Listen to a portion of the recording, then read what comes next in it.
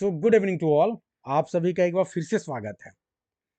और ये जो अभी हम एक छोटा सा सेशन लेने वाले हैं, यहाँ पे हम एग्जैक्टली आपको जो पिछली बार यूपी जीआईसी का पेपर हुआ था, पीजीटी का, UP PSC GIC government inter college के जो पीजीटी का पेपर हुआ था, पीजीटी का मतलब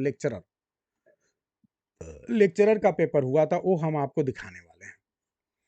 ये पेपर आपको दिखाने का मेरा पर्पज ये है कि आपको आज ही से ये पता चल जाए कि आपको तैयारी किस लेवल की करनी है और क्या पढ़ना है। क्या ऐसी भी कोई चीज है जो आपके सिलेबस में नहीं है लेकिन वो एग्जाम में पूछा जा रहा है? ये एक बड़ी चीज, जरूरी चीज है। क्योंकि कई बार क्या होता है कि अगर सिलेबस से अलग कोई चीज पूछा जा रहा है, अगर एक क्वेश्चन पूछे तब तो कोई बात नहीं है, लेकिन अगर एक से ज्यादा क्वेश्चन आपके सिलेबस से अलग पूछा जा रहा है तो फिर ये चिंता का विषय है, और वो भी ऐसे एग्जाम में जहां माइनस मार्किंग है।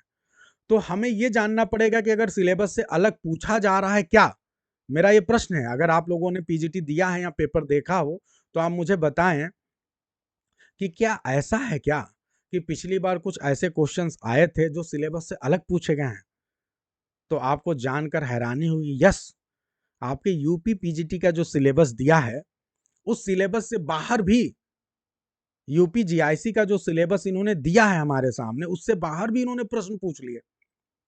अब हमारा बच्चा बहुत परेशान है, टुनटुन एकदम से परेशान हो गया। वो कहने लगा, सर ये बताओ, एक तो इन्होंने जो सिलेबस दिया उसमें ये भी नहीं बताया कि आप शेक्सपियर में क्या पढ़ लो, वर्ड्सवर्थ में क्या पढ़ लो, मिल्टन में क्या पढ़ लो। हम तो ऐसे पागल हुए जा रहे हैं, पता नहीं उनके कौन कौन से वर्क को हम पढ़ते जा रहे हैं, पता नहीं उससे पूछेगा नहीं पूछेगा। हम इस बात से अलग परेशान है, ऊपर से ये आउट ऑफ द सिलेबस भी पूछ रहे हैं। ऐसे तो हमारा कैसे सिलेक्शन हो पाएगा।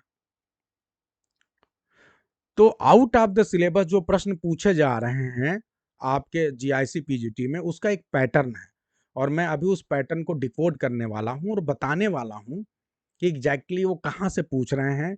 और ऐसा क्या छोटा सा कोई 8-10 लेक्चर मिल जाएगा क्या जिसको आप पढ़ लो तो आपका काम हो जाए? तो यस, अगर ये आपका प्रश्न है तो इसका जवाब है यस, हाँ।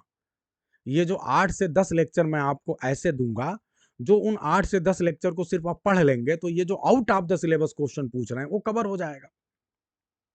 अब चलिए आपको दिखाते हैं कि आउट ऑफ द सिलेबस ये क्या पूछ रहे हैं।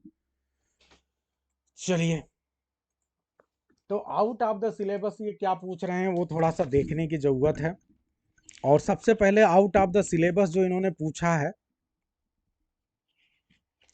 मैं वही आपको दिखाता हूं। क्वेश्चन नंबर इसका 70 आपको दिखाता हूं, थोड़ा ध्यान से देखिएगा। क्वेश्चन नंबर 70,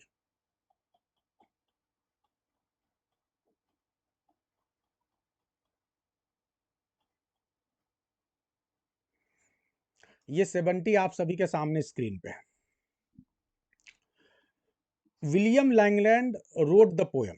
विलियम लैंगलैंड ने पोयम को लिखा। अब इसका जवाब आप सभी लोग दे सकते हैं। मेरे एलटी ग्रेड के स्टूडेंट तुरंत दे देंगे। उसका रीजन ये है क्योंकि एलटी ग्रेड के सिलेबस में हमने कुछ एक्स्ट्रा चीज पढ़ाई है। Pierce Plowman. अब ये आउट ऑफ द सिलेबस है। क्यों? क्योंकि विलियम लैंगलैंड नाम का कोई भी राइटर आपके सिलेबस में यूपी पीजीटी के नहीं है। अब आपको फिर से एक बार यूपी पीजीटी का सिलेबस दिखाते हैं। ये आपका यूपी पीजीटी का सिलेबस है। थोड़ा आंख आप लोग बहुत बढ़िया ध्यान से देखिए। क्या आपको इस पूरी लिस्ट में जो 31 राइटर की लिस्ट है, इसमें विलियम लैंगलैंड नाम का कोई राइटर है क्या? क्या है कोई? जरा जल्दी से देख के आप लोग बताएं। क्या विलियम लैंगलैंड नाम का कोई राइटर है? जो मैं पूछ रहा हूं वो जवाब दें पहले। तो आपका जवाब होगा नो। तो फिर ये पूछ दिया कैसे?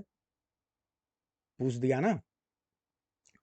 तो अब यहां दिक्कत है कि ऐसे क्वेश्चन ये पूछ दिया है। और एक और क्वेश्चन आपको दिखाता हूं। Question number 84।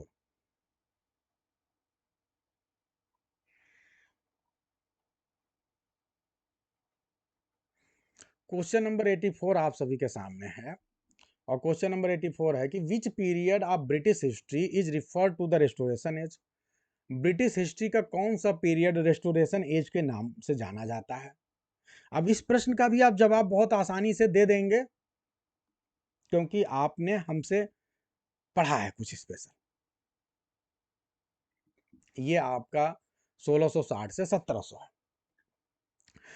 तो ये भैया ये तो आउट ऑफ द सिलेबस है, क्योंकि इनके पूरे सिलेबस को आप जब खंगाल के देखते हैं तो पूरे सिलेबस में इन्होंने ये कहीं नहीं बताया है कि भाई आपको कहीं एज भी पढ़ना है। जब आप सिलेबस को देखिए तो आथर एंड वर्क है, फिर उसके बाद literary terms, movement, forms, literary criticism. यहाँ भी इन्होंने कहीं नहीं बताया है कि यहाँ पे ये पूछेंगे, ये कहीं से भी एज पूछेंगे, पीरियड पूछेंगे। तो इस तरह से देखा जाए तो सिलेबस में तो है ही नहीं, फिर भी पूछ रहे हैं। फाल्स नहीं होगा अनामिका, जो क्वेश्चन आता है वो कभी फाल्स नहीं होता। अगर क्वेश्चन के ऑप्शन में गड़बड़ी तब फाल्स होता है। ठीक है, तो अब क्या होगा कि ये सिंपल सी बात है कि ये चीजें जो है ये सिलेबस में नहीं है, फिर भी ये पूछ रहे हैं। और इसीलिए मैं आप सभी को चेतावनी दे रहा हूं, यूपी पीजीटी वालों को। अब एक बात यहाँ पे बहुत क्लियर बता रहा हूं, वो क्लियर क्या है वो थोड़ा समझो। ऑप्शन सेम कहाँ है, ध्यान से देखो। वो ये है कि आपके जीआईसी के सिलेबस में सिर्फ आपके इतने ही वर्क दिए हैं। जो आपका जीआईसी का सिलेबस है, यहाँ पे literary terms and form, movement and forms और लिटरेरी क्रिटिसिज्म की बात किया जाए तो आपके सिर्फ 15 टॉपिक दिया है इन्होंने, जो literary terms and form and movements है। अब 15 टॉपिक में तो सिलेबस कवर हो नहीं रहा है, और एग्जाम में जब आ जाएगा, अगर इन्होंने जैसे एलजी लिखा है, आप ये बताइए इन्होंने इसमें ओड नहीं लिखा है, अगर ओड से क्वेश्चन आ जाएगा तो क्या करोगे आप? इन्होंने तो सिलेबस में दिया ही नहीं है। इन्होंने इसी प्रकार से जो है बहुत से टॉपिक्स इन्होंने इसमें शामिल नहीं किया है। इन्होंने कहीं पर भी फिगर आप इस भी चला कि ग्रामर में इन्होंने दिया है, तो बहुत से टॉपिक्स इन्होंने शामिल नहीं किया है। अब वहां से क्वेश्चन आ जाएगा तो क्या करोगे? हमारा पीजीटी का बच्चा तो पढ़ ही नहीं रहा है डिटेल में, तो ये समस्या है। इसीलिए आपको बता दूं कि थोड़ी सी दिक्कत है, पूरी तरह से सिलेबस पे रिलाई नहीं कर सकते, यानी आपको और ज्यादा पढ़ना पड़ेगा। इसीलिए मैं बार बार सजेस्ट करूंगा कि एलटी ग्रेड का सिलेबस वास्तव में इतना अच्छा बना है कि अगर कोई पीजीटी का स्टूडेंट है और उसे नॉलेज बढ़ाना है, बेहतर करना है, तो उसे एलटी ग्रेड के सिलेबस को जरूर लेना चाहिए। कोई भी स्टूडेंट नॉर्मली यदि वो तैयारी कर रहा है लिटरेचर के फील्ड में, उसे आगे बढ़ना है, तो एलटी ग्रेड का सिलेबस वो इसलिए ले क्योंकि 61 राइटर्स को पढ़ लेगा, जो अलग अलग एरिया से, Indian literature, American literature, British literature, Australian literature, हर एरिया के राइटर्स वहाँ पे हैं। वो आपको बहुत बेनिफिट करेगा। फिलहाल अब मैं आपको एक चीज़ बताने जा रहा हूँ कि जो हमारे जीआईसी के स्टूडेंट हैं वो डर जाएंगे कि सर ये पहली क्लास है और आप पहली क्लास में बता रहे हैं कि ये चीज़ें आउट ऑफ द सिलेबस है और ये कैसे आप कवर करेंगे, ये आपके मन में प्रश्न आएगा। तो इस प्रश्न का जवाब सिर्फ इतना है कि आपको बिल्कुल भी परेशान नहीं होना है। मैंने ऑलरेडी एक स्पेशल क्लास लिया है एलटी ग्रेड के बैच में। एलटी ग्रेड के बैच में मैंने लिटरेरी पीरियड्स, जो लिटरेरी पीरियड्स हैं या जो एज हैं, उस पे मैंने क्लास लिया है। उस पे मैंने कितने लेक्चर लिए हैं भाई? शायद 10-12 लेक्चर हैं, शायद 8 या 10 लेक्चर हमने लिए हैं, जिसमें हमने हर लेक्चर में ये हर एज को कवर किया है। जैसे पहला लेक्चर चासर का एज है, फिर आपका उससे पहले का बैरन एज है, ओल्ड इंग्लिश लिटरेचर है, एंग्लो सेक्शन, एंग्लो नॉर्मन, फिर एज आप चासर, फिर रोमांटिक एज, विक्टोरियन एज, सारे एज को मैंने बहुत अच्छे से पढ़ाया है।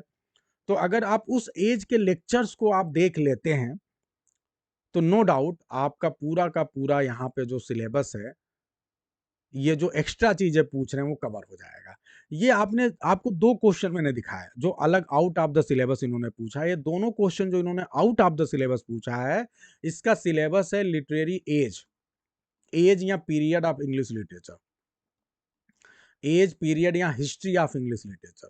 तो इन्होंने ये जो पूछा है, इसका सिलेबस है हिस्ट्री ऑफ इंग्लिश लिटरेचर। इन सब का पैटर्न सेम है, और ये कहाँ से पूछ रहे हैं? ये हिस्ट्री ऑफ इंग्लिश लिटरेचर से क्वेश्चन पूछ रहे हैं। क्लियर है? तो अगर आप हिस्ट्री ऑफ इंग्लिश लिटरेचर को आप तैयार कर रहे हैं, और मैंने बहुत ही छोटे जो समरी है हर चैप्टर की, उस पर लेक्चर लिया है, बहुत डिटेल में बहुत अच्छे से उसको समझाया है। तो ये जो 2 क्वेश्चन आए हैं, अभी ये एलटी के बच्चे क्यों फटाफट जवाब दे दे रहे हैं, क्योंकि इन्होंने पढ़ा। जब हम आपको एज ऑफ चासर पढ़ा रहे थे, तो एज ऑफ चासर की समरी में हमने आपको बताया कि विलियम लैंगलैंड जो है कैसे उस एज से बिलोंग करते हैं, उनका कौन सा वर्क है। जो एग्जैक्टली वर्क केवल समरी में दिया है वो आपके एग्जाम का प्रश्न है। इसी तरह जब रेस्टोरेशन एज की बात करते हैं तो 1660 से 1700 बहुत अच्छे से बताया है, वो आपके यहाँ सामने दिया हुआ। तो ये कुल मिला के मैटर है।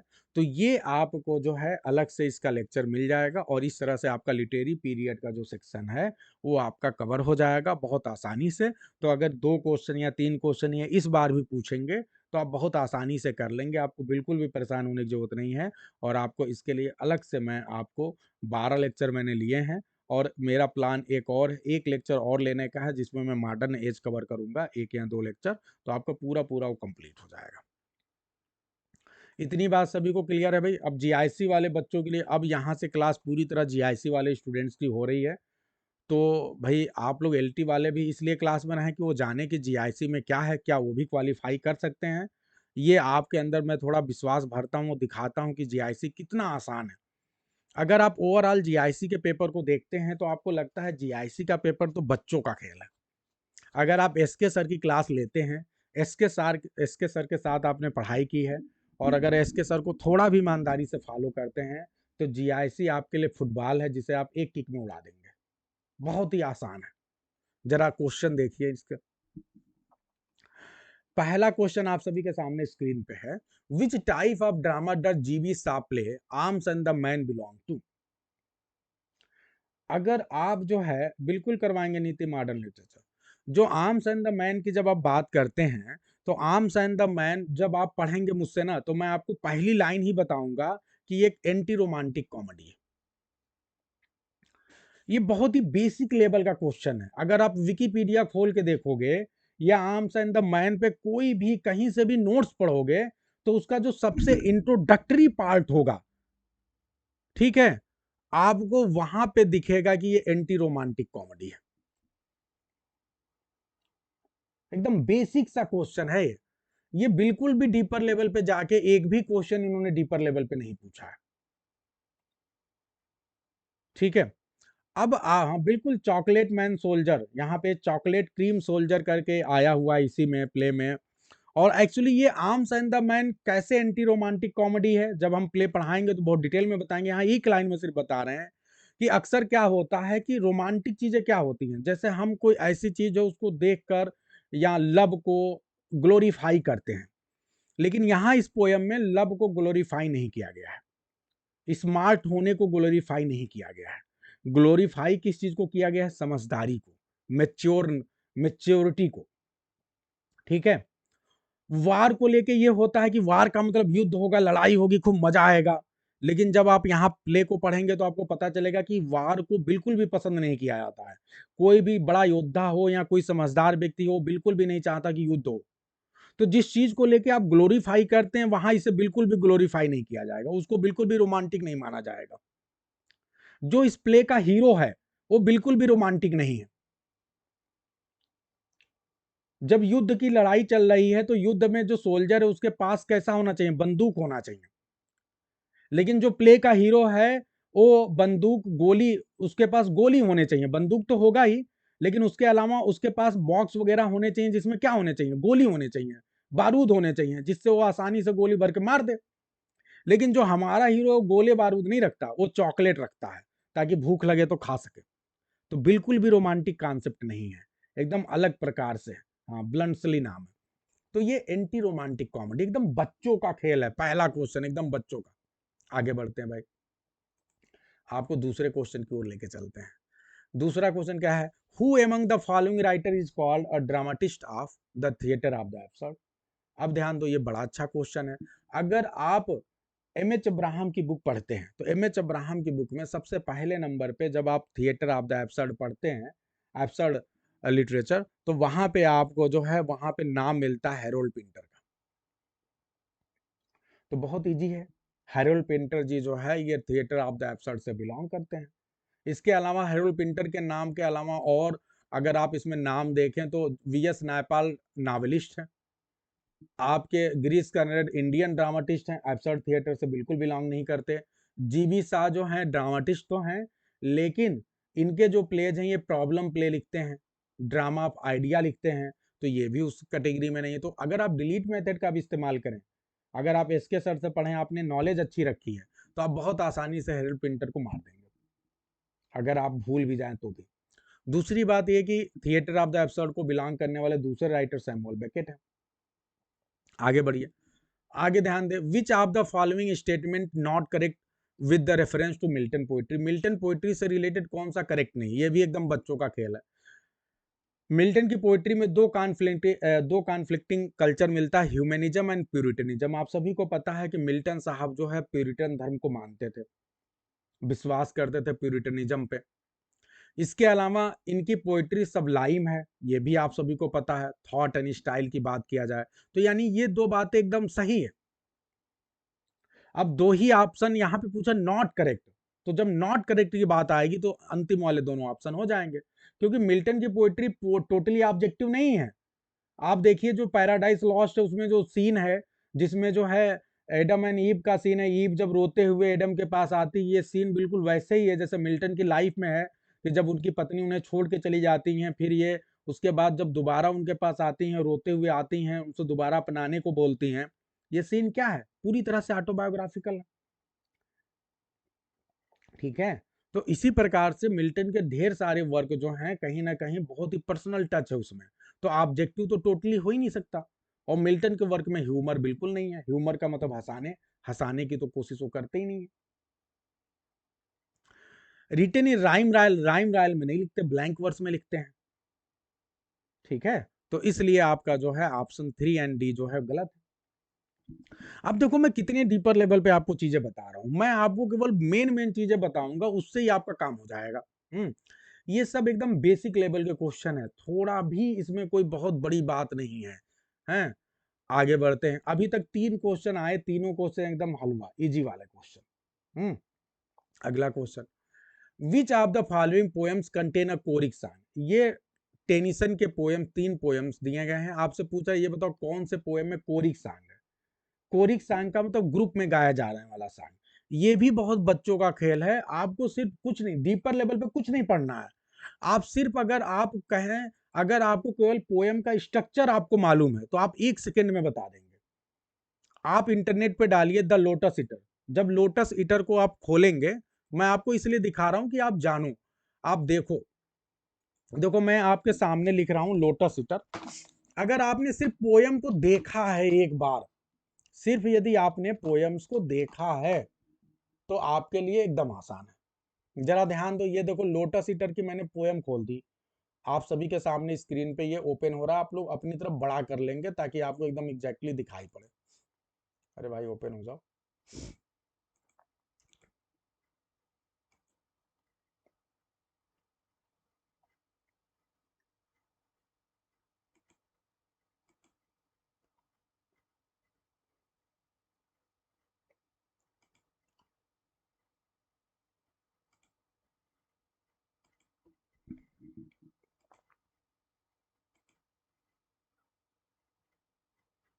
इंटरनेट धोखा दे रहा है।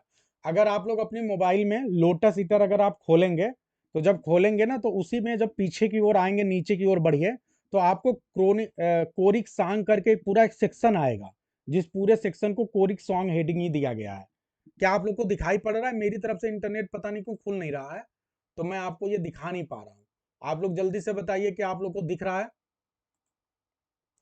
सारे लोग एक बार देखें भाई, द लोटस ईटर डालें आप अपनी मोबाइल में, और वहां पे चेक करेंगे तो आप पोयम को बस नीचे खोलिए, केवल पोयम के टेक्स्ट को देखिए, और नीचे जब आएंगे तो कोरिक सॉन्ग हेडिंग पड़ा होगा और उसी में आपका कई स्टैंजा दिया होगा। तो इससे क्या पता चल रहा है भाई? इससे ये आपको पता चल रहा है कि सीधे सीधे अगर आप केवल पोयम को सरसरी निगाह से देख लें तो भी आप इस प्रश्न का जवाब दे सकते थे, कहीं कुछ है ही नहीं। आगे बढ़ते हैं, यानी 4 प्रश्न अभी तक एकदम इजी इजी हैं। 5वां क्वेश्चन एकदम ऊपर ऊपर आ रहा है, सतही लेवल पे। Which among the following plays of Girish Karnad is not based on ancient Indian mythology? Indian, बताइए कौन सा गिरीश कर्नाड का एक प्ले आप लोगों ने पढ़ा है वदना? ये पूछ रहे हैं कौन सा इसमें प्ले ऐसा है जो एंशियंट जो है इंडियन स्टोरीज पे बेस नहीं है। तो आप खुद ध्यान दें, आपका जैसे तुगलक है, ये एंशिएंट स्टोरी पे है, ययाति भी एंशिएंट स्टोरी पे है। अगर आप डिलीट मेथड का भी इस्तेमाल करें तो तुगलक आप सभी को पता है कि ये एंशिएंट स्टोरी नहीं है, ये मिडवल हिस्ट्री। अगर तुगलक आपने कभी हिस्ट्री भी पढ़ा हो तो मिडवल हिस्ट्री का एक जो है आक्रांता है। एक एक तरह से तुगलक मिडवल हिस्ट्री का क्या है, सॉरी, ये सुल्तान है जो आपका सल्तनत डायनेस्टी आई थी, ठीक है, स्लेव डायनेस्टी। फिर उसके बाद आपका जो है तुगलक डायनेस्टी आता है, तो ये मोहम्मद बिन तुगलक उस पे लिखा गया है ये। तो ये आपका मिडवल एज का है, बहुत ही आसान है आप सभी के लिए, ठीक है। तो आपको बेसिक लेवल की कोई जानकारी है तो आप एकदम आसानी से कर सकते हैं। आगे बढ़ते हैं, अगला क्वेश्चन। अब ये पूछ रहा है, ये बताओ कौन सा लास्ट सेक्शन है, कौन सा लास्ट सेक्शन है द वेस्टलैंड का। अब बताओ कितना आसान, बच्चों का क्वेश्चन है कि नहीं है। आप लोग कितनी बार बताया, सबसे लास्ट वाला सेक्शन है व्हाट द थंडर सेड। अंदर जाके तो पूछे नहीं रहा है, सीधे सीधे आपको ऊपर ऊपर पोयम 5 पार्ट में डिवाइड है, आपसे पूछ रहा है कि ये बताओ लास्ट वाला पार्ट कौन सा है, पहला वाला पार्ट कौन सा है, एकदम ऊपरी क्वेश्चन है। आगे बढ़ते हैं, क्वेश्चन नंबर 47। अब क्वेश्चन नंबर 47 क्या है, जो आपको वर्क है उसके जो राइटर हैं उनके बारे में तो पढ़ना ही पड़ेगा। अब जो आपका ये वर्क है, आपको बताऊं, आपके सिलेबस में एक राइटर हैं जिनका नाम है वी एस नायपाल। इन्होंने दिया है कि ये आपके सिलेबस में है, तो भाई सिंपल सी बात है, सिलेबस में है तो पढ़ना पड़ेगा। वी एस नायपाल का जो सबसे फेमस वर्क है उसका नाम है हाउस फॉर मिस्टर विश्वास, हाउस फॉर मिस्टर विश्वास। तो भाई जितने भी बड़े राइटर हैं, जैसे 31 राइटर हैं, तो मैंने आप सभी को बताया है कि हर राइटर के एक बड़े वर्क को मैं डिटेल में बताऊंगा और जो बाकी वर्क हैं उनके पॉइंट वाइज समरी दूंगा मैं। अब हाउस फॉर मिस्टर विश्वास मैं एकदम पढ़ाने वाला था, और इनका सबसे फेमस वर्क है वी एस नायपाल का। इनकी प्रसिद्धि इसी वर्क के ऊपर डिपेंड करती है, और इसका जो मेन कैरेक्टर है उसी पे करके इन्होंने क्वेश्चन बनाया है कि भैया ये बताइए वो कौन सा जो प्रोटैगनिस्ट है, उस वर्क का नाम बताइए जिसमें प्रोटैगनिस्ट जो है वो बहुत ढेर सारे वोकेशंस, वोकेशंस का मतलब कई ढेर सारे वर्क करता है। जैसे हिंदू प्रिस्ट का वर्क करता है, पेंटर का काम करता है, ग्रोसरी प्रोप्रिएटर का काम करता है, और सबसे लास्ट में एक रिपोर्टर का काम करता है। वो कौन सा भैया प्ले है, कौन सा वर्क है, तो वो नाम है हाउस ऑफ मिस्टर विश्वास। बहुत ही फेमस वर्क है, और एकदम टाइटल से क्वेश्चन है, एकदम टाइटल से कि भैया मेन कैरेक्टर पे क्वेश्चन है। यानी ये मैं कहूंगा सबसे इजी, मतलब इजी क्वेश्चन की कैटेगरी में है। अभी तक कोई भी एक भी क्वेश्चन आपका डिफिकल्ट क्वेश्चन की कैटेगरी वाला नहीं आया है, लेकिन ये जरूर है कि सिलेबस पूरा कवर कर रहे हैं। अब हाउस फॉर मिस्टर विश्वास दे दिया, इसका मतलब वी एस नायपाल को पढ़ना पड़ेगा आपको, जो कि 31 राइटर्स में से एक है। आगे बढ़ते हैं भाई, क्वेश्चन नंबर 48 पे चलते हैं। Who first brought metaphysical poetry to limelight. बच्चों का खेल हो गया, मेटाफिजिकल पोएट्री इन्होंने पूछ दिया। ये कहां से पूछ रहे हैं, ये मूवमेंट वाले सेक्शन से पूछ रहे हैं। मूवमेंट वाले सेक्शन से इन्होंने मेटाफिजिकल पोएट्री पूछा। अगर आप लोग को याद हो तो मैंने एक स्पेशल क्लास ली थी आपकी लिटरेरी टर्म्स की, जब मेटाफिजिकल कंसीट एंड पोएट्री में पढ़ा रहा था। वो लेक्चर आज भी यूट्यूब पे पड़ा हुआ है, सिर्फ 40 मिनट का लेक्चर है। उसमें मैंने आपको बहुत अच्छे से बताया कि एच जे सी ग्रीसन और टी एस इलियट, और ये कहीं और नहीं दिया। एम एच अब्राहम की बुक आप जब खोलेंगे तो एम एच अब्राहम की बुक में सीधे सीधे दिया हुआ है कि ये दो ऐसे पर्सन हैं जिनका योगदान है मेटाफिजिकल पोएट्री को फिर से लाइमलाइट में लाने का, रिवाइव करने का।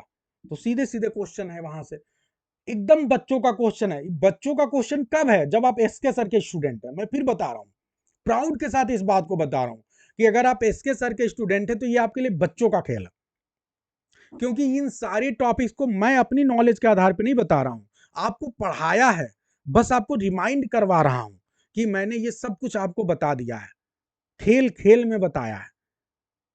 जिन भी टॉपिक को मैंने पढ़ाया उसके बेसिक लेवल के क्वेश्चंस हैं जो आपके एग्जाम में आए हैं। आगे बढ़ते हैं, terza rima is stanza form. अगर आपको याद हो तो स्टैंजा फॉर्म मैंने पढ़ाया, बहुत बढ़िया से आपको बताया कि टेरजा रीमा जो है किस तरह का स्टैंजा फॉर्म होता है। तो ये इसका पहला ऑप्शन होगा, 3 lines in iambic metre with the rhyme scheme A B A followed by B C B.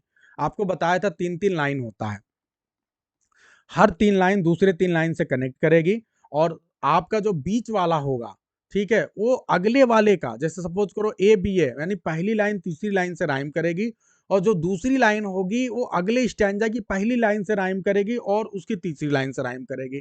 यानी ए बी ए होगा तो फिर यहाँ पे बी सी बी होगा। फिर देखो अब यहाँ पे जो तीसरा स्टैंजा आएगा वो यहाँ पे जो सेकेंड लाइन गया है वो यहाँ पे तीसरे स्टैंजा के पहले लाइन से डी और पांचवी लाइन से मतलब लास्ट वाली से करेगा और फिर यहाँ पे ई आ जाएगा तो डी ई डी, ऐसे चलता जाएगा, ये चेंज चलता जाएगा। ठीक है, तो ये पैटर्न फॉलो करेगा। कितनी बार बताया हूं आपको, एकदम आसान है, मतलब अभी तक एक भी क्वेश्चन कठिन नहीं है। ये बनाने की कोशिश जरूर कर रहे हैं लेकिन हमारे बच्चों के लिए हलवा। ठीक है, आगे बढ़ते हैं नेक्स्ट क्वेश्चन। क्वेश्चन नंबर 50 ध्यान दो। इसमें क्या है, ये पूछ रहा है which of the following is not correctly matched. भैया इसमें क्या है, ये भी बहुत आसान है। मेटाफिजिकल पोएट्री को कौन बिलोंग करता है, ये पूछ रहा है कौन नहीं मैच कर रहा है, यानी कोई एक लाइन है जो मैच नहीं। अच्छा, रिचर्ड क्रेसा क्या मेटाफिजिकल पोएट्री के हैं एकदम। रिफॉर्मेशन, मार्टिन लूथर, आप सभी को कितना बढ़िया से बताया कि किस तरह से इन्होंने सारे 95 जो है थीसिस जो है लगा दिए थे बिटनबर्ग चर्च की दीवारों पे। फिर इसके बाद प्री एफएलआई डीजी रोजेटी एकदम सही है। क्लासिसिज्म वाल्टर डिला मरे नहीं है। तो आपके यहाँ 3 ऑप्शन एकदम आसान है। आपको करना क्या है, जो मूवमेंट है उस मूवमेंट से रिलेटेड जो उनके लीडर्स हैं और जो उनके जो दूसरे सदस्य हैं उनके नाम ही तो याद करने हैं। ये भी सतही लेवल का क्वेश्चन है। ठीक है, आगे बढ़ते हैं। अब आप लोग को धीरे धीरे कॉन्फिडेंस आ जाएगा। जीआईसी तो अब ये समझ लो कि जीआईसी अगर जिस लेवल का ये पेपर बनाया है ये तो मैं आपको 2 महीने की तैयारी करवा के जीआईसी निकलवा दूं। लेकिन ये है कि हम कठिन के लिए भी तैयार हैं और इसीलिए अभी आपको तैयारी अच्छे से करनी पड़ेगी। सारे राइटर को अच्छे से पढ़ना पड़ेगा कि चाहे जैसा पेपर वो बना दें आप एकदम करके आओ। क्वेश्चन नंबर 51 आते हैं। Who asserted himself as a classicist in literature, royalist in politics and Anglo Catholic in religion. बहुत ही फेमस लाइन है। जब आप टी एस इलियट की बायोग्राफी पढ़ेंगे तो उनकी बायोग्राफी में ये बहुत ही फेमस है जब उन्होंने ये बात घोषणा की थी कि मैं ऐसा मानता हूँ। ठीक है, तो ये टी एस इलियट साहब हैं। बहुत ही आसान बहुत फेमस कोटेशन है टी एस इलियट से रिलेटेड। अगला question 52। Match list one with list two and select the correct answer. List one को लिस्ट टू से मैच करना है और बताना है। ये भी बहुत आसान है। अगर आप ध्यान दें तो एलिजाबेथ एवर्डीन, एलिजाबेथ कहाँ है, Far from the Madding Crowd में। एलिजाबेथ जेन जो है major Mayor of Casterbridge में है। अगर आप इन दो को पकड़ लिए तो बाकी बहुत आसान है, हैं एकदम आराम से कर लेंगे। वैसे कास्टिया वाई जो है रिटर्न ऑफ द नेटिव में है और शिव ब्राइडहुड जो जूट द ऑफस्कर में है।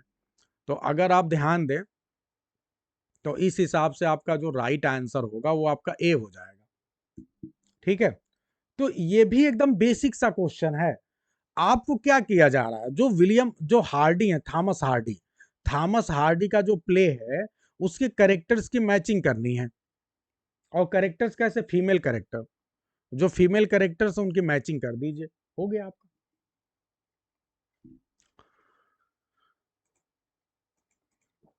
आगे बढ़ते हैं। क्वेश्चन नंबर 53 देखिए।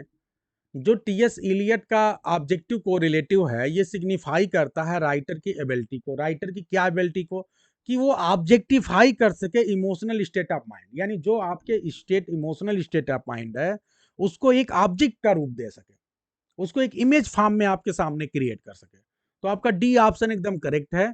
और ये इन्होंने टी एस इलियट के बहुत ही फेमस कोटेशन से लिया। ये भी बहुत आसान क्वेश्चन है और ये आपके क्रिटिसिज्म के सेक्शन से, यानी क्रिटिसिज्म के सेक्शन को भी ये पूरा महत्व दे रहे हैं।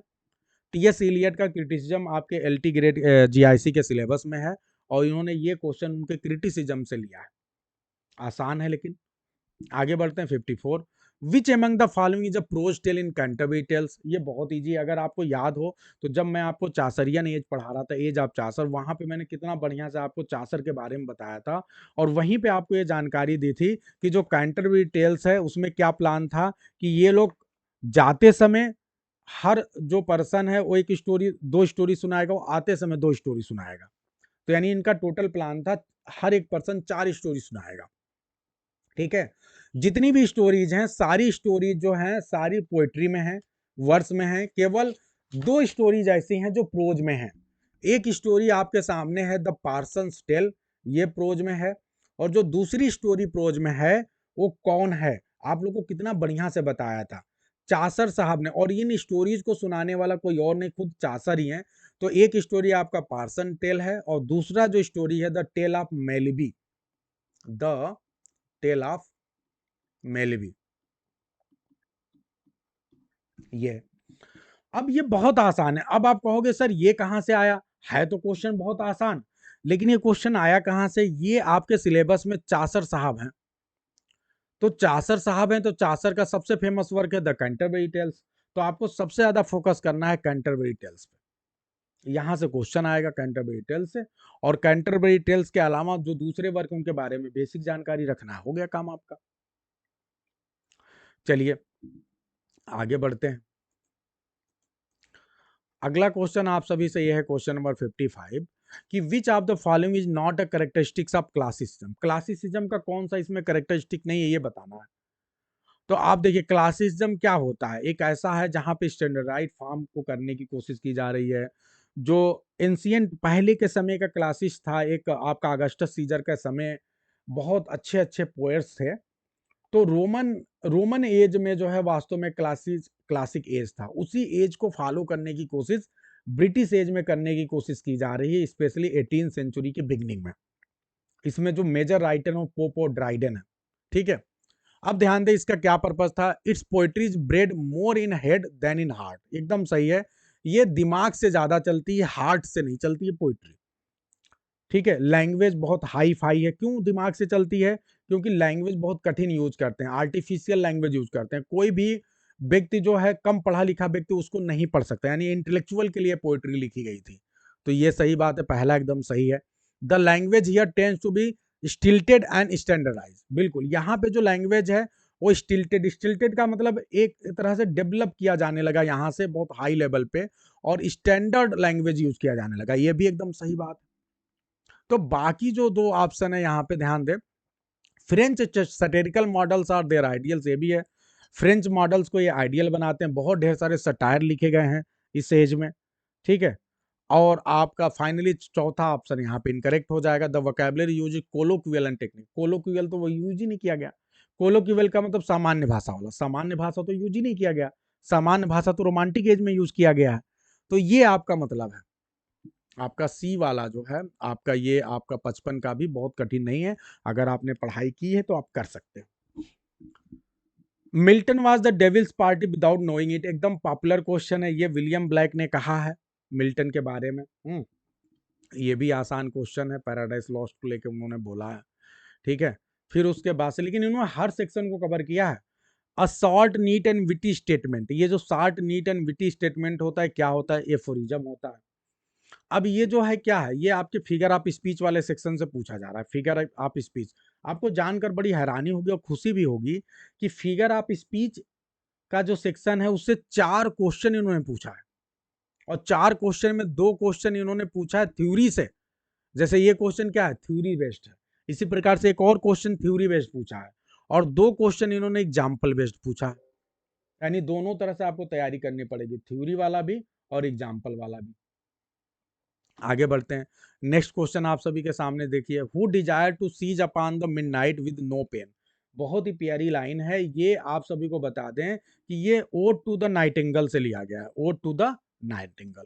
अब ये उसकी बड़ी फेमस लाइन है, ऐसा नहीं कि कोई बहुत बड़ा तीर मारा गया। अगर आप ओड टू द नाइटिंगेल पढ़ेंगे तो उसकी बड़ी फेमस लाइन है, जॉन कीट्स ने लिखी है। आसान क्वेश्चन है ये, ठीक है। तो वहां से पूछा गया। अगला क्वेश्चन आप लोगों देखो, ये एज से देखो, एज से एक और क्वेश्चन आ गया। मैंने कहा ना कि एज से इन्होंने बहुत क्वेश्चन पूछा, ये तीसरा क्वेश्चन एज से हो गया, हिस्ट्री ऑफ इंग्लिश लिटरेचर से। Who among the following regarded the precursor of romantic as. किसको रोमांटिक एज का प्रीकर्सर माना जाता है? प्रीकर्सर का मतलब पहले, जो जो मेन जो समय शुरू होता है उससे पहले कोई आए। तो क्या वो वर्ड्सवर्थ एंड कॉलरिज होंगे या ग्रे एंड कॉलिंस होंगे? और वर्ड्सवर्थ एंड कॉलरिज तो शुरुआत के राइटर हैं, 1798 में माना जाता है कि लिरिकल बैलेड आया, और उसी से ये दोनों लोग लेकर आए थे। तो क्या इनको माने कि ग्रे एंड कॉलिंस को मारे? बताएं आप। अब फंस गए सब लोग। तो एक बात समझ लो, प्रीकर्सर का मतलब कि जो पहले आने वाला, फुल फॉर्म में नहीं आए वो, ठीक, ध्यान रखिएगा। जो ये लोग हैं जिन्होंने स्टार्ट किया उनको हमेशा पायनियर बोलते हैं। पायनियर, पायनियर का मतलब होता है जो अग्रगामी है, मतलब उस चीज को शुरू तो किया और शुरू में टॉप पे जो रहने वाले लोग हैं उनको पायनियर बोलेंगे। और ये जो दो लोग हैं ये प्रीकर्सर हैं। जब अभी शुरू होना था उससे पहले आ गए। ठीक है, तो ये ध्यान रखिएगा। तो अगर पायनियर पूछ देता है एक बार तो फिर आपको वर्ड्सवर्थ एंड कॉलरिज मानना पड़ता है, लेकिन अगर इन्होंने प्रिकर्सर बोला तो ग्रे एंड कॉलिंस मारेगा। बहुत थोड़ा थोड़ा अंतर है। हाँ, लेकिन यहाँ पे एक और बात ध्यान रखिएगा कि अगर शुरू किया जाए, अगर ये क्वेश्चन ऐसे आ जाए तो रोमांटिक एज को शुरू किसने किया था, तो शुरू करने वाली बात आती तो फिर आपको यहाँ पे वर्ड्सवर्थ एंड कॉलरिज माननी पड़ती। अगर ये पूछा जाए कि who has started romantic as, तो फिर आपको वर्ड्सवर्थ कॉलरिज मानना पड़ेगा, क्योंकि इन दोनों का ही वर्क है लिरिकल बैलेड जिससे शुरू हो गया। ठीक है, ये तो ये काफी इंपॉर्टेंट है, जो आप सभी को ध्यान रखना पड़ेगा। बहुत डीपर लेवल के अच्छे अच्छे क्वेश्चन है। अब फिर ध्यान दो, आपका जो क्रिटिसिज्म का सेक्शन है, इन्होंने हर सेक्शन को कवर किया है। ये समझ लीजिएगा, चाहे क्वेश्चन आपको इजी दिख रहे हैं, सतही दिख रहे हैं, लेकिन पूरे सिलेबस को जो नहीं पढ़ेगा वो इस एग्जाम को क्वालिफाई नहीं कर पाएगा। अब देखो, इन्होंने फिर क्रिटिसिज्म से क्वेश्चन ले लिया। ये क्वेश्चन क्रिटिसिज्म से है, और अगर आप क्रिटिसिज्म के सिलेबस को देखेंगे तो आपको दिखा दूं, क्रिटिसिज्म के सिलेबस में आपके पास जो सिलेबस में राइटर हैं उनका नाम है एस.टी. कॉलरिज। ये ध्यान दो, आप एक बार थोड़ा क्रिटिसिज्म के सेक्शन को ध्यान दीजिए। यहाँ पे एस.टी. कॉलरिज देखिए क्रिटिसिज्म के सेक्शन में है। ठीक है, तो इनका एक वर्क है, बहुत ही फेमस वर्क है, बायोग्राफिया लिटरेरिया। तो बायोग्राफिया एंड लिटरेरिया में इन्होंने बहुत अच्छे से प्राइमरी एंड सेकेंडरी इमेजिनेशन की बात की है। तो बायोग्राफिया लिटरेरिया जो 1917 में आया था, उसमें इन्होंने प्राइमरी एंड सेकेंडरी इमेजिनेशन की बात की। ये जो डेफिनेशन है ये सेकेंडरी इमेजिनेशन को बेस करके। ठीक है जी, 61 पे चलते हैं। What is the main theme of Tagore Gitanjali? ये भी अच्छा क्वेश्चन है। डिवोशन टू गॉड, यानी आपके रविन्द्रनाथ टैगोर जी आपके सिलेबस में है एज अ राइटर। अगर आप देखते हैं तो रविन्द्रनाथ टैगोर को एज अ राइटर आपके सिलेबस में रखा गया। ये काफी इंपॉर्टेंट चीजें हैं। मैं आपको बार बार इसलिए चीजें दिखा रहा हूँ कि आप देखो, अब रविन्द्रनाथ टैगोर जी आपके सिलेबस में एज अ राइटर दिए हुए हैं। ध्यान दें, आप लोग स्क्रीन पे थोड़ा ध्यान दें। तो आर्यन टैगोर, आप राइट साइड में देखें, यहाँ पे देखिए Aryan Tagore ji as a writer आपके सिलेबस में है। अब इन्होंने किया क्या है कि जो राइटर आपके जो भी सिलेबस में राइटर है, इन्होंने एक बहुत बड़ा काम किया है कि इन्होंने 31 राइटर तो आपके सिलेबस में दिया है, लेकिन एक चीज आपको सहूलियत दे दी है। क्या सहूलियत दिया है कि ये एक भी क्वेश्चन उस राइटर के माइनर वर्क से नहीं पूछ रहे हैं। ये ज्यादातर क्वेश्चन, जो भी क्वेश्चन पूछ रहे हैं, ये सारे क्वेश्चन राइटर के मेजर वर्क से पूछ रहे हैं, क्योंकि इनको इस बात का, इनको भी लग रहा है कि ऑलरेडी इन्होंने इतने राइटर दे दिए, अगर माइनर माइनर वर्क से क्वेश्चन पूछने लगेंगे और उसमें भी माइनस मार्किंग है तो बच्चा तो घबरा जाएगा। तो बच्चे के लिए यही बहुत बड़ी बात है कि राइटर के जो मेजर मेजर वर्क्स हैं वो बच्चे को पता होना चाहिए। दूसरी बात यह है कि और एक बेसिक सा, हम उससे आगे जाके क्या करेंगे कि हम केवल मेजर वर्क नहीं पढ़ेंगे, हम जो माइनर वर्क हैं उसके बारे में भी थोड़ा थोड़ा पढ़ेंगे, यानी हर एक चीज का आपको नोट्स दे देंगे, तो फिर हम अपने आप में कंप्लीट रहेंगे। तो यहाँ पे रविन्द्रनाथ टैगोर का सबसे फेमस वर्क है गीतांजलि, वहां से इन्होंने क्वेश्चन पूछा है। ठीक है जी, अब आप देख लो, आज ही से आपका क्वेश्चन, ये एग्जाम निकालने का सपना अभी से दिखने लगना चाहिए। हाँ, आनंद जी कह रहे हैं पिछले साल 25 ही राइटर थे, तो अब की बार इन्होंने बढ़ा दिया और बढ़ा दिया।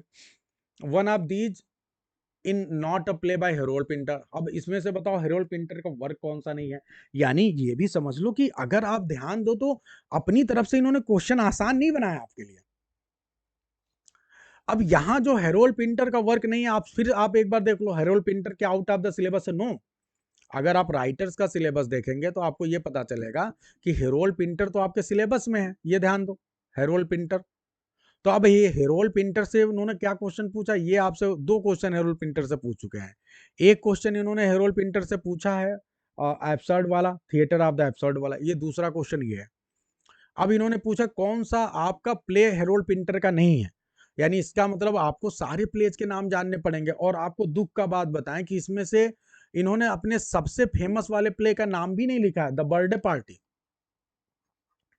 यानी इसका मतलब ये गेम यहां खेल सकते हैं आपसे, गेम ये खेलना है कि इन्होंने इनके माइनर वर्क से क्वेश्चन पूछ दिया कि ये बताओ कि कौन सा वर्क नहीं है, तो इसका मतलब आपको कोई भी राइटर जो आपके सिलेबस में है, आपको उसके सारे वर्क का नाम ध्यान रखना पड़ेगा, मेजर भी माइनर भी, क्योंकि यहाँ पे माइनर से पूछ दिया इन्होंने। अब वास्तव में देखें तो यहाँ पे ये जो तीनों हैं, the caretaker, betrayal and mountain language, इसको छोड़ के जो जंपर से वो आंसर होगा। लेकिन ज्यादातर स्टूडेंट इस क्वेश्चन का आंसर गलत देंगे, उसका रीजन ये है वो क्यों गलत देंगे? क्योंकि जिन्होंने सारे वर्क का नाम नहीं ध्यान रखा होगा, वो तो फँस जाएगा।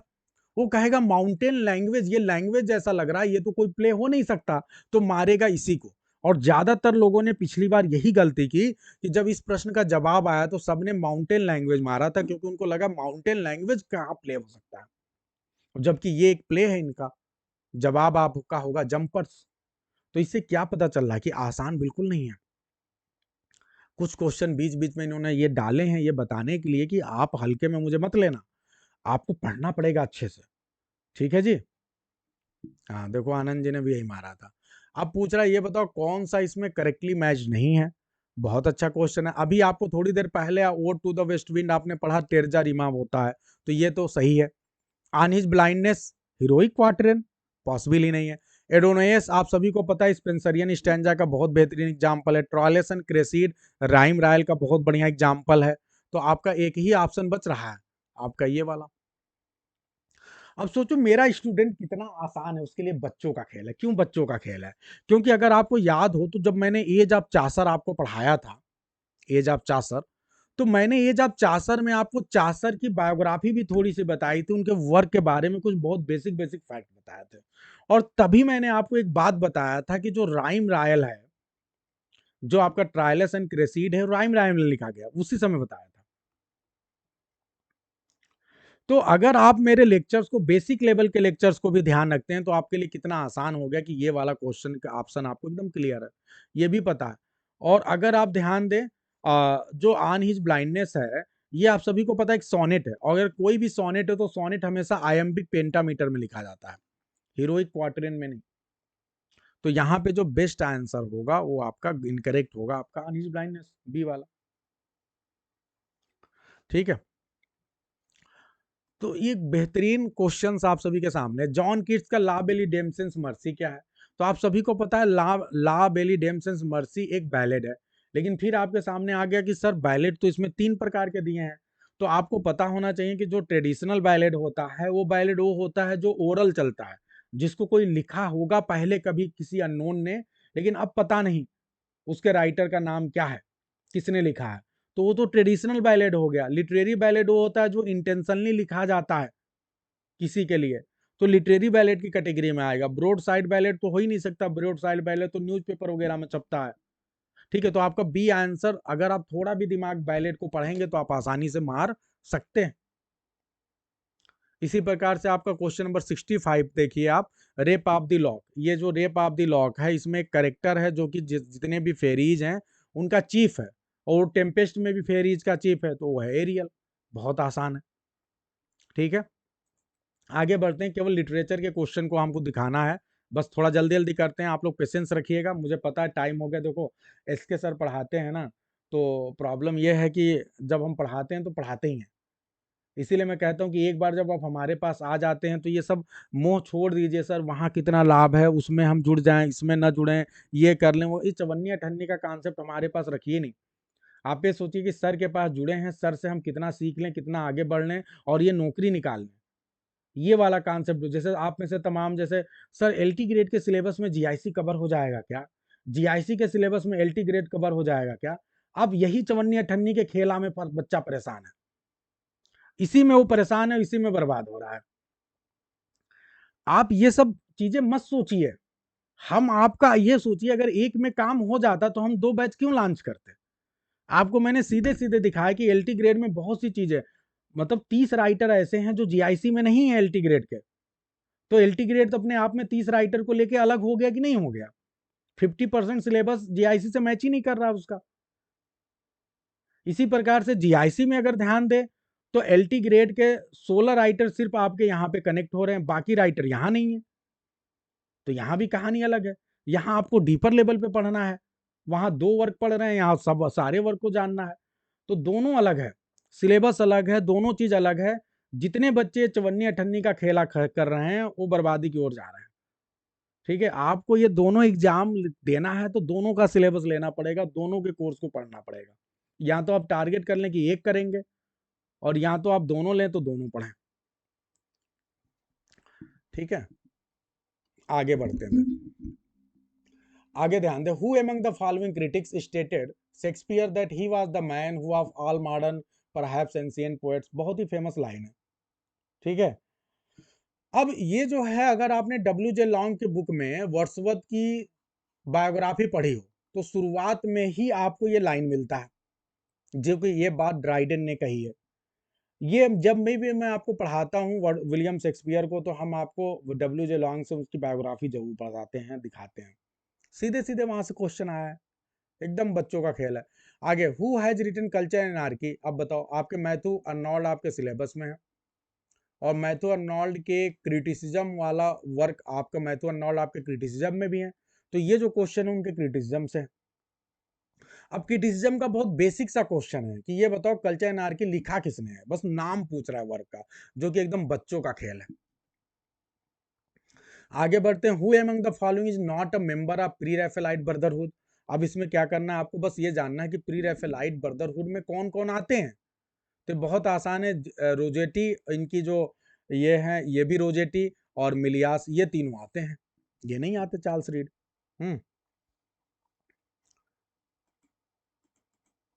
चलिए आगे बढ़ते हैं, क्वेश्चन नंबर 69। अब देखो फिर ये आ गया आपका कैंटरबरी टेल्स में आपसे सिंपलेस्ट करेक्टर कौन है, तो यहाँ पे द क्लर्क ऑफ ऑक्सफोर्ड है। ये जब आप पढ़ेंगे कैंटरबरी टेल्स, तब आपको सारे करेक्टर के बारे में हम आपको बताएंगे, और वहीं से क्वेश्चन आपका क्लियर हो जाएगा। ये थोड़ा देखो कैरेक्टर, अब इंपॉर्टेंट वर्क से तो क्वेश्चन पूछेगा ना। कैंटरबरी टेल्स उनका सबसे फेमस वर्क है, तो आपको ये पता होना चाहिए कि कौन सा करेक्टर किस तरह का पहनावा है, कौन पहले कहानी सुनाएगा, कौन बाद में सुनाएगा, कौन कैसा है, ये सब तो बेसिक लेवल पे जानना ही पड़ेगा। अब विलियम लैंगलैंड वाला बता ही दिया, बेसिक सा क्वेश्चन था। In which essay did Matthew Arnold define poetry as criticism, ये भी बच्चों का खेल है। ये मैथ्यू अर्नोल्ड के क्रिटिसिज्म से है। देखो क्रिटिसिज्म से क्वेश्चन पूछ रहे हैं, लेकिन फिर मैं बता रहा हूँ बेसिक लेवल का पूछ रहे हैं। तो मैथ्यू अर्नोल्ड का एक वर्क है जिसका नाम है यस्टरडे ऑफ पोएट्री, और यस्टरडे ऑफ पोएट्री में ये डिफाइन करते हैं कि poetry is the criticism of life. तो ये सबसे फेमस इनका लाइन है, मतलब एकदम सतही लेवल की चीज है, ठीक है।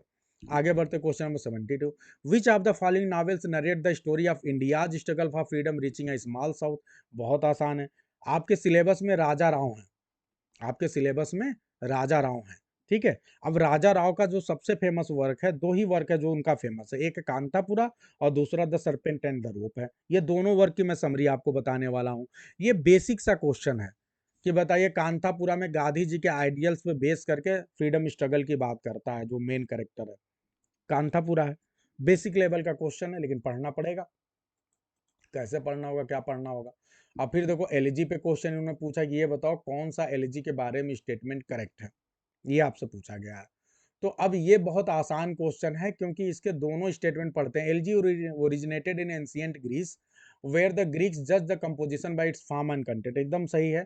Nowadays elegy takes its name from its subject, अब सब्जेक्ट मैटर से एलजी का नाम लिया जाता है, उसके फॉर्म से मतलब नहीं, एकदम सही है। तो आपके दोनों स्टेटमेंट यहाँ सही हैं। आप आप कहोगे सर ये कैसे है, आप एम एच अब्राहम की बुक पढ़ो और उसकी सबसे पहला वाला जो पैराग्राफ है उसी में ये बात बताई गई है। हम्म आगे बढ़ते हैं, 74 नंबर क्वेश्चन पे चलते हैं। द करेक्टर ऑफ मिस हैबिसम जो है ग्रेट एक्सपेक्टेशन में किस चीज की स्टडी करती है।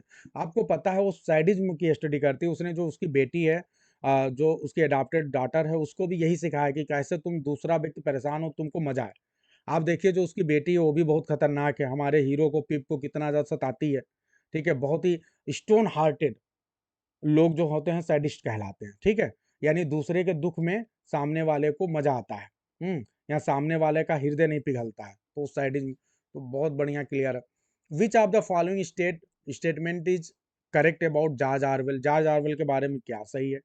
तो ये क्या, he was an English novelist essayist, बहुत बच्चों का खेल है, एकदम बेसिक सा question. He wrote Animal Farm in 1984, अब बताओ इससे आसान क्वेश्चन कुछ हो सकता है क्या। एकदम बच्चों का, एकदम बेसिक सा चीज आपको राइटर के बारे में पता होना चाहिए, ठीक है। Both A and B. Who consider Shelley as a beautiful and ineffectual angel beating in the void and luminous in vain, ये बहुत ही फेमस लाइन है, बार बार आपका एग्जाम में, अलग अलग एग्जाम में आता है। ये सेली के क्रिटिसिज्म से आया हुआ है, या आप मैथ्यू अर्नोल्ड के क्रिटिसिज्म से पूछिए, ठीक है, मैथ्यू आर्नोल्ड के क्रिटिसिज्म से पूछा जा सकता है, तो ये एक तरह से मैथ्यू आर्नोल्ड का ही क्रिटिसिज्म मान लीजिए। और उनके स्टडी आप पोएट्री में ही उन्होंने पोएट्स का स्टडी किया, उसमें शेली का भी किया है, तो ये शेली से ये एसे इन क्रिटिसिज्म करके उनका 2 पार्ट में आया था, सॉरी एसे इन क्रिटिसिज्म। तो ये इसमें इन्होंने अलग-अलग राइटर को क्रिटिसाइज़ किया है, जैसे कीट्स हो गए, वर्ड्सवर्थ हो गए, शेली हो गए, इन सबको। तो उसी में उन्होंने शेली को जो क्रिटिसाइज़ किया है, उसी में ये लाइन है। आपको दिखाएँगे जब हम क्रिटिसिज्म पढ़ाएँगे तो। तो ये है। आगे बढ़ते हैं, क्वेश्चन नंबर 77 आप बताओ, ये बहुत आसान है। कह रहे हैं कि पोप का जो Epistle to Doctor Arbuthnot है, ये क्या है? तो ये ऑटोबायोग्राफिकल एक तरह से पोयम है। लव पोयम है नहीं, मॉक एपिक ये है नहीं। ये मॉक एपिक तो इन्होंने रेप ऑफ द लॉक लिखा है, खुद को डिप्रिसिएट नहीं कर रहे हैं ये। तो ये ऑटोबायोग्राफिकल एलिमेंट है इसमें, ये अच्छा पोयम है। आगे बढ़ते हैं, यानी आपको ये भी पता चला कि पोप का जो मेजर वर्क है, जो रेप ऑफ द लॉक है, उसके अलावा आपको दूसरे वर्क के बारे में भी पढ़ना पड़ेगा, क्योंकि पोप एज अ राइटर आपके सिलेबस में दिया है। तो क्या आपको सिर्फ उसके फेमस एक ही वर्क को पढ़ेंगे तो काम चलेगा? एक वर्क को, जो बढ़िया वाला वर्क है, उसको तो डिटेल में पढ़ना है, ठीक है, लेकिन जो दूसरे वर्क हैं उनके बारे में बेसिक आइडिया आपको रखना पड़ेगा कि वो किस प्रकार का वर्क है, किसके ऊपर लिखा गया है, उसमें क्या पॉइंट्स हैं, क्या थीम है, क्या सब्जेक्ट मैटर है, ठीक है, ये सारी बातें ध्यान रखनी पड़ेंगी। कोई मेजर लाइन है तो कौन सा है, ठीक है, ये सारी चीजें। अब क्वेश्चन नंबर 78 पे आइए, वो क्या है, आपको मैच करना है। अब ये देखो, ट्रेजेडी के जितने टर्म्स हैं उनसे रिलेटेड है, ट्रेजेडी सिलेबस में है। अभी तक ये सिलेबस को बिल्कुल भी वायलेट नहीं कर रहे हैं, 1% इन्होंने सिलेबस को वायलेट किया है, तो केवल एक ही चीज में किया है, वो है हिस्ट्री ऑफ इंग्लिश लिटरेचर में। और अभी तक हिस्ट्री ऑफ इंग्लिश लिटरेचर से इन्होंने 3 क्वेश्चन पूछ लिया। ये वायलेट क्यों किया है? क्योंकि रीजन ये है कि हिस्ट्री ऑफ इंग्लिश लिटरेचर माना जाता है कि यदि आप इंग्लिश की तैयारी कर रहे हैं, इंग्लिश के किसी एग्जाम को दे रहे हैं, तो भैया उसका बेसिक हिस्ट्री तो आपको पता होना चाहिए ना। नहीं पता है तो अपने गाल पे तमाचा मारिए। आप क्यों नहीं history of English literature basic level पे तो आपको जानकारी चाहिए, जैसा मैंने आपको 10 लेक्चर 11 लेक्चर 12 लेक्चर पढ़ाया है, तो उस लेवल की जानकारी चाहिए। और आप खुद देखिए, उससे बाहर एक भी क्वेश्चन नहीं है। तो बेसिक लेवल की जो जानकारी है वो आपको चाहिए, उससे बाहर कुछ नहीं आता, उतना जानकारी लेनी पड़ेगी। अब वो मैंने आपको इस तरह से पढ़ाया कि बेसिक में भी मैंने आपको इतना बढ़िया बढ़िया चीजें दे दी है कि आपको कुछ बाकी ना रहे। अब आगे बढ़िए, मैच लिस्ट 1 विद लिस्ट 2, यहां ध्यान दें। Select the correct answer using, अब ये बहुत आसान है। हमर्सिया क्या होता है? एरर या फेलियर होता है, ठीक है। पेरीपेटिया में क्या होता है? सडन रिवर्सल ऑफ फॉर्चून होता है। एनाग्रोसिस में सडन रिकॉग्निशन होता है।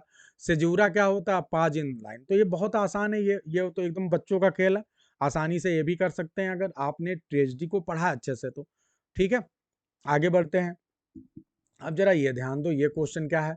ये वाली लाइन तो कितनी फेमस है, and miles to go before I sleep, and miles to go before, Robert Frost की लाइन है, बहुत ही फेमस लाइन है, ठीक है।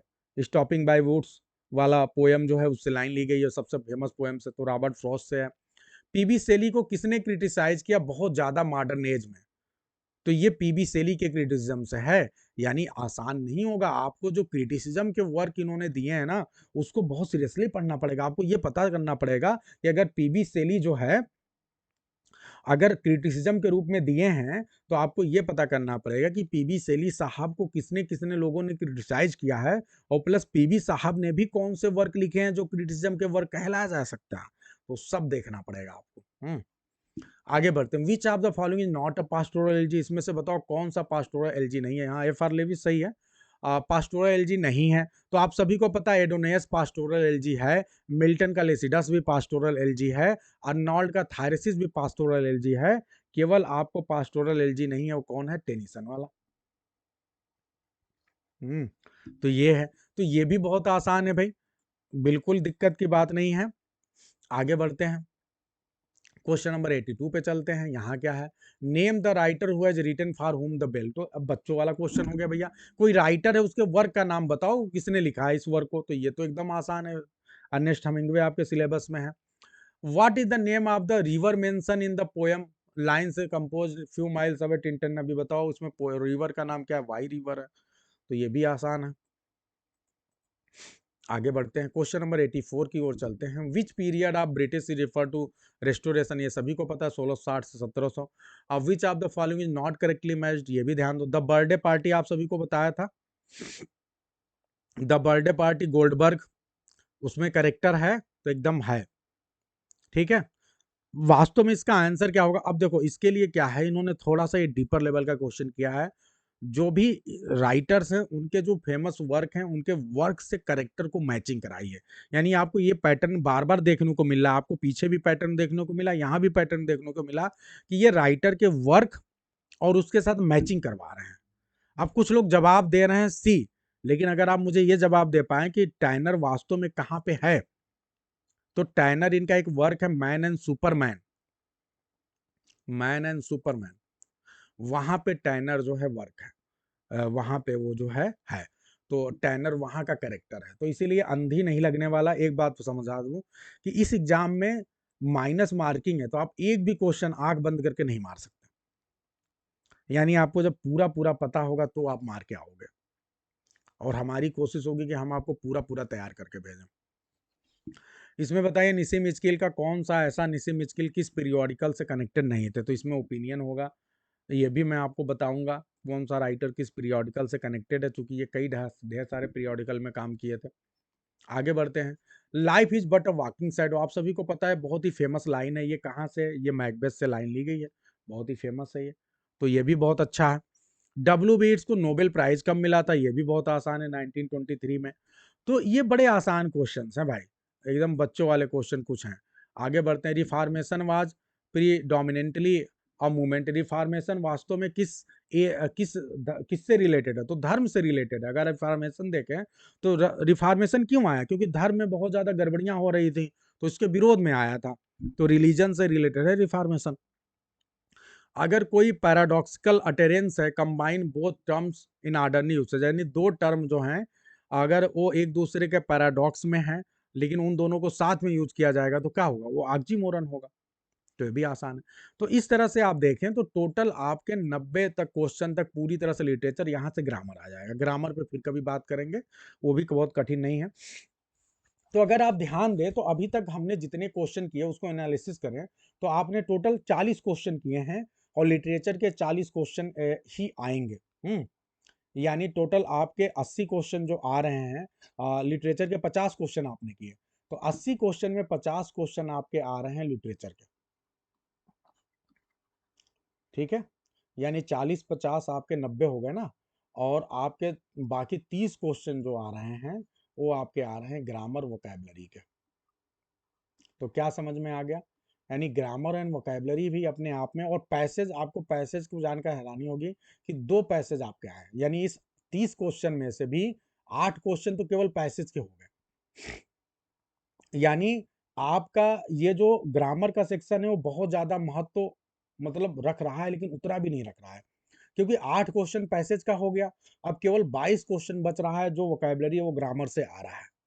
यानी जो वैल्यू क्रिएट करेगा वो आपका लिटरेचर करेगा। समझ में आ रहा है आप लोग को? लिटरेचर बहुत ज़्यादा मायने रख रहा है। यही एलटी ग्रेड की बात करें तो एलटी ग्रेड में ग्रामर का वैल्यू बहुत ज़्यादा है।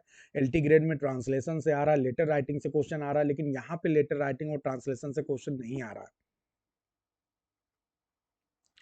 तो यहाँ पे आपका ग्रामर का सिलेबस एलटी ग्रेड के कंपैरिजन में आसान है। समझ में आ रहा है सभी को? इसीलिए मैं बार-बार कह रहा हूँ कि जो ये पेपर है और जो मैं पढ़ाऊँगा, मैं आपको बता रहा हूँ कि मैं तो एकदम कठिन वाला पढ़ाऊँगा आपको, कि मैं आपको उस लेवल पे ले जाऊँ कि अगर बहुत कठिन भी पेपर वो बना दे ना, सबसे कठिन पेपर यदि वो सोच के बनाए, तो भी मेरा स्टूडेंट कर पाए, मैं आपको उस लेवल पे मजबूत करूँगा, उस लेवल पे आपको पढ़ाऊँगा। ठीक है? ये मेरी कोशिश होगी। और आपको तैयार भी रहना चाहिए। आपको तैयार भी रहना चाहिए कि आपको हर लेवल पे तैयार रहना है, क्योंकि ये बात की गारंटी नहीं कि पेपर आसान। दूसरी बात, जब मेंस होने वाला है तो भाई राइटर के बारे में आप हलवा इजी इजी चीजें पढ़ के नहीं जा सकते ना। पेपर आसान बना है तो क्या हुआ? आप तो एकदम आसान ना तैयार करके जाएं, क्योंकि बाद में क्या करेंगे आप? तो ये है, मैं आपको बताऊं, हम पहले दिन से मेंस के टारगेट को लेकर चलेंगे इस एग्जाम के लिए। हम इस तरह से आपको पढ़ाएंगे कि आप अगर मेंस के भी पेपर को देना हो तो आपके लिए आसान हो जाए।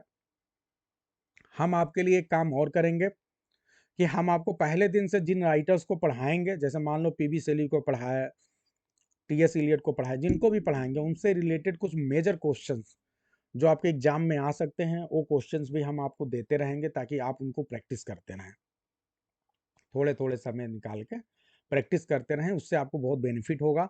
मैं आपको पहले भी बताया था, फिर बता रहा हूँ कि आपको शॉर्ट आंसर के लिए कितने समय देने हैं। मैं आपको एक पूरा एक दिन बता दूंगा, बल्कि आज छोड़ देता हूँ, जब मैं रिटेन का आपको एक बताऊंगा एक दिन पूरा पैटर्न ही एग्जैक्टली, चूंकि आपका रियलिटी ग्रेड से अलग है, आप में 3 प्रकार के क्वेश्चन आ रहे हैं, ठीक है।